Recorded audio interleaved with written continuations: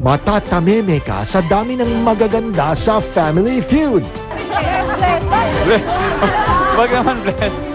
Pero ang magaganda, pag naharap sa gwapo, tameme din. Alam ko na. Ano? Koneho, hindi nga koneho, no? Ano nga? Siguradong gaganda ang hapon ninyo dito. Magandang gabi, magagandang babae sa isang magandang labanan. At eto na ang magandang lalaki, Mr. Ding Dong Dantes. Welcome to Family Feud. Totoo nga, umaapaw sa magaganda mga Pilipina dito sa studio ngayon. Umpisahan natin kilalanin ang dalawang pamilya maglalaban-laban ngayong hapon. Unahin natin ang reigning queens of Binibining Pilipinas. Hello, Vilas. How's everything? Kamusta naman pagkatapos ng inyong pagkapanalo? Hindi pa rin makapaniwala. Hindi pa rin makapaniwala. Talaga? Eh dito naman, nag-sink in na. It's your second time here. Yes. Diba? So parang alam na nyo na to? Yes, Medyo. actually. Pero don't worry. Dito, mas madadali ang tanong. Pabilisan nga lang sumagot. Okay? So please introduce the members of the reigning queens this afternoon. Okay, eto si Miss Krista Arieta Kleiner. Yes. Ang aming Miss International. Miss International. Si Zarina Catherine Gatchison, ang Binibining Pilipinas World. And of course, Miss Nicolette Henson, ang aming second runner-up. At syempre ikaw, Binibining Pilipinas Universe Representative.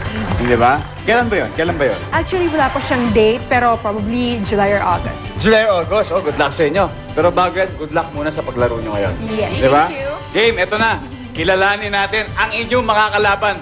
Bigatin, the Queens Forever. Please welcome Miss Marina, the team captain of the Queens Forever. Hello, how's everything? Welcome to Family Feud. Thank you, thank you. Binibining Pilipinas International of 1992, am I right? Yes, and proud of it. Yes, of course. And please introduce everybody in the family. Okay, I'd like to start from the L. Okay. This is Miss Gorgeous Jem Padilla, Binibining Pilipinas Universe 1991. Hello, Miss Jem Padilla. And Miss Pretty Fatty Besita, Binibining Pilipinas International 1991. 1991. Si Jem, 91 sabi ko eh. 91 na bata pa. Di ba, 1 year lang naman eh. Sige. And last but not the least, Miss Desirable Desiree Verdadero Abesamis. There you go. 1984, Binibining Pilipinas. Third runner-up in the Miss Universe contest in 1984. Where was it held then? Miami, Florida. In Florida? Wow. Very proud to be a Filipina. Yes. And kakaiba talaga. After you, sino pa bang next na nakapapwesto sa Si Miss Miriam Universe? Cambao. Miriam Cambao na, di ba? That's right. So, eto talagang laban na ng mga bigatin talaga ngayong hapon na to. So, handa na ba kayo? Yes. Queens Forever, handa na? Are you ready? Okay, let's play round 1.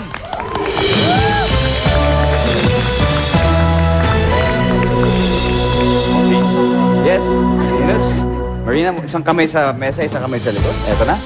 Tandaan, unahan na magka 300 points para makuha natin ang jackpot today, which is 150,000 pesos. Okay. Eto na.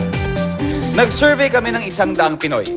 Ang top 5 answers ay nasa board. Ang tanong, anong bagay ang nakakahiyang hiramin? Venus. Underwear. Underwear. Okay. Never mo pa naman nagawa yun. Hindi pa.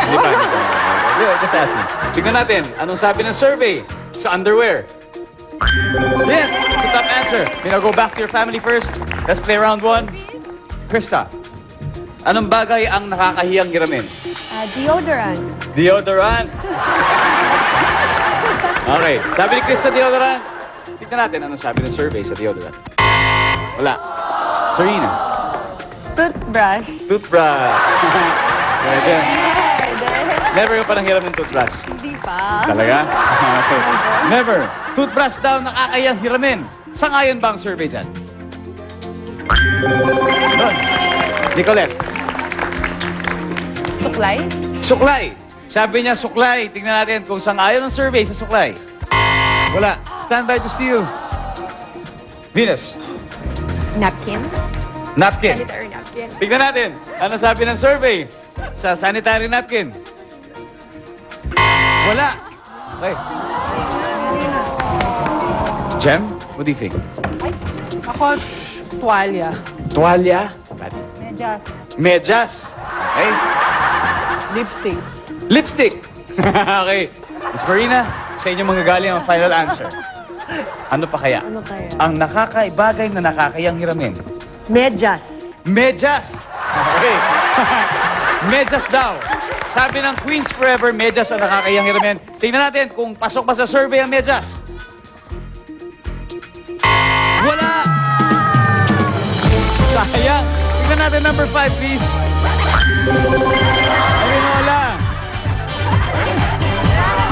Basta hugasan nyo lang. Number 4. Kotse.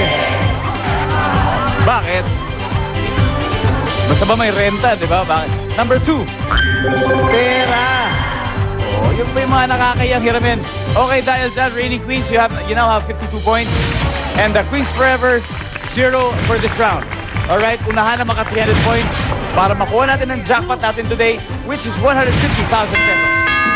Alright, kaya susunod na round 2, huwag kayo aalis. Pagbabalik, ang Family Feud.